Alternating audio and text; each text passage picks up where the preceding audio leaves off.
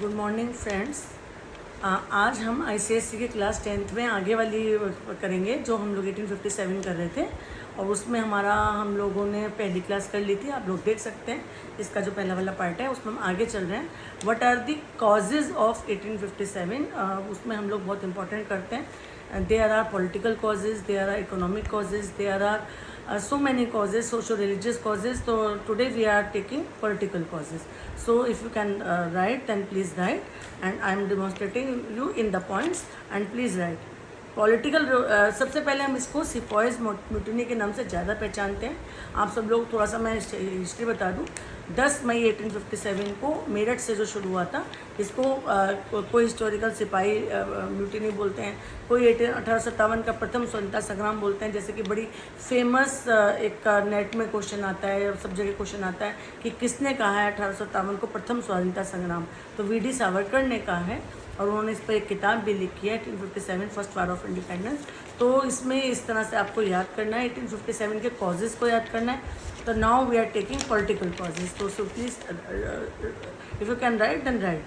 The political causes of the revolt of 1857 were driven by aggressive British expansionist policies, notably the doctrine of lapse, the annexation of Awadh, and the disrespect shown to Indian rulers. These actions destroyed the power of local kings, deeply angering royal families and their people.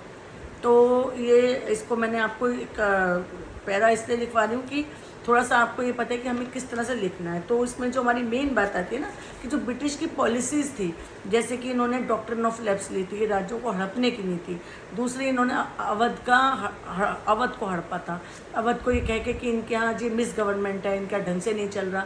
अब वो कौन लोग होते हैं कि किसी को अंग्रेज़ लोग के भाई आप क्या कैसा चल रहा है कैसा नहीं चल रहा, तो अवध को हड़पा था।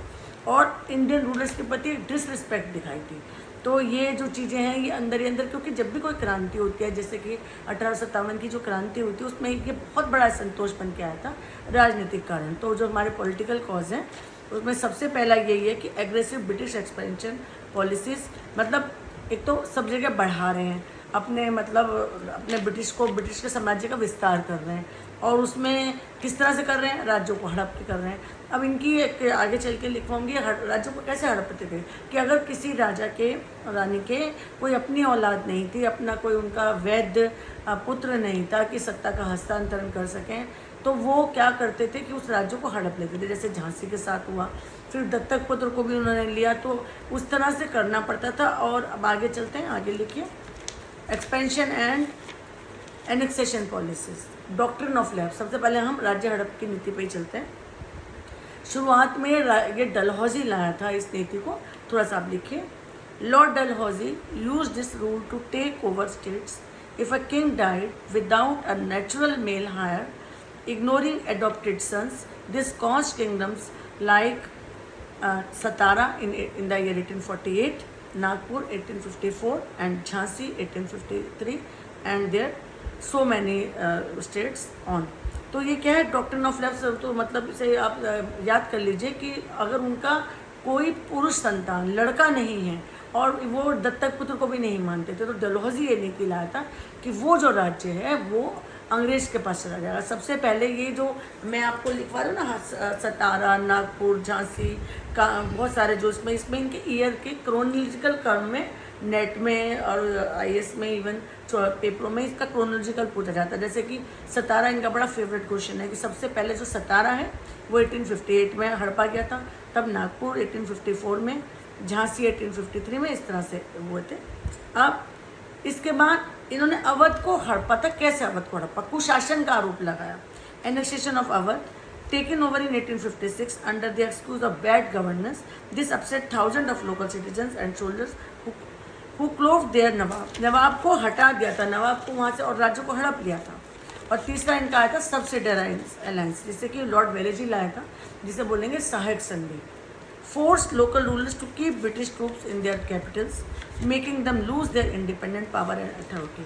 इनका ये कहना था कि आप एक ब्रिटिश पूरी एक सेना को एक रेजिडेंट के साथ अपने राज्य में रखेंगे और आपको इंडिपेंडेंट स्वतंत्र मतलब किसी से आप संधि नहीं कर सकते, हर चीज़ आपको अंग्रेजों से पूछनी पड़ेगी। इसे सहायक संधि बोला गया और बदले में हम आपकी रक्षा करेंगे। तो इस ये भी एक तरीके से ज़बरदस्ती की चीज़ थी सहायक संधि, जैसे कि लॉर्ड वेलेस्ली लाया था।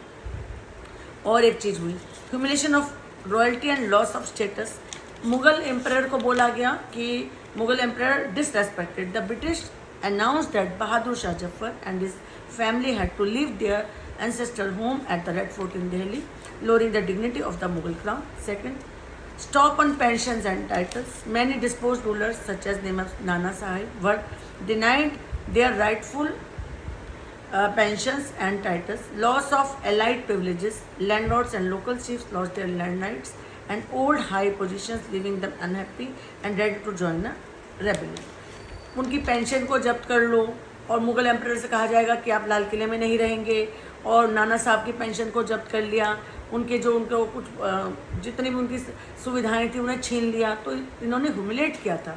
बहादुर शाह जफर को तो बाद में 1857 के बाद मतलब एक एडिशनल बात बता रही हूँ, रंगून निर्वासित किया जहाँ कि वो बहुत बुरी मौत मरे थे बेचारे।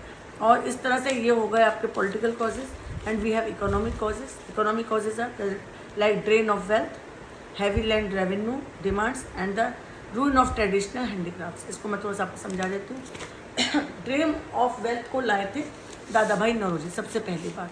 आर.सी. दत्त, इन्होंने poverty and un British rule in India एक बुक लिखी थी और इन्होंने जाके लंदन में ये बात बोली थी कि आप लोग सारा का सारा हमारे यहाँ से जितना हमारा इकोनॉमिक कॉज है, हमारा जितना पैसा है, ये सब आपने यहाँ से कच्चे माल के रूप में वहाँ जाके सब एक्सपोर्ट कर दिया, और एक्सपोर्ट होकर जो सामान आता है उस पर भी आप टैक्स लगाते हैं, डबल टैक्स लगाते हैं। इससे क्या है, जैसे कि एक का बादल एक जगह होता है और बरसते जाके लंदन में है। पहली बार ये चीज़ दादा भाई नौरोजी ने देश में बताई थी, जिन्हें कि हम grand man old man of India भी बोलते हैं। और बहुत तगड़े लैंड रेवेन्यूज़ लगा दिए थे हमारे पे, डबल टैक्स। इसका फलस्वरूप क्या हुआ कि किसान लोग खेती नहीं कर पाते थे, अकाल पड़ा, बहुत भयंकर अकाल पड़ा खेती ना होने के, लैंड रेवेन्यूज़ के चक्कर में। और जितने भी हमारे जैसे कि आपने लखनऊ चिकन सुना है, आपने बनारस का सुना है, ये जितने हमारे हथकरघे थे, जुलाहे थे, बुनकर थे, उन सब के हाथ कटवा दिए थे ताकि वो कोई काम ना कर सकें। जितना कुटीर उद्योग था, स्मॉल इंडस्ट्रीज थी, उनको ख़त्म कर दिया था एक तरफ से अंग्रेज़ों ने। इतना बुरा इन्होंने इकोनॉमिक कारण करा था।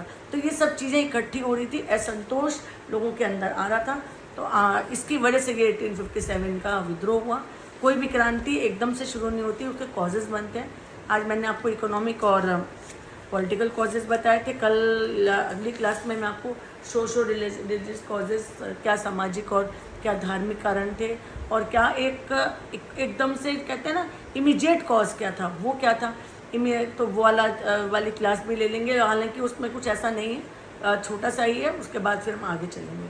नमस्कार, आज इतना ही। हाँ, मैं ये कह रही थी कि आप लोग इसमें जो भी हमारा ऑफलाइन बैच है उसे ज्वाइन कर सकते हैं, और उसमें आप मुझे DM कीजिए, और किस तरह से क्लास को ज्वाइन करना, ऑनलाइन को करना है वो कर लीजिए। और एक बड़ी अच्छी बात आ रही है कि हमारा एड्रेजन 52 UP का उसका सिलेबस आ गया है, बहुत जल्दी ही नोटिफिकेशन आने वाला है। बहुत सारी वैकेंसीज हैं असिस्टेंट प्रोफेसर की, और नेट तो आपका है। तो जो भी आपको प्रश्न पूछना आप पूछ सकते हैं। नमस्कार, धन्यवाद।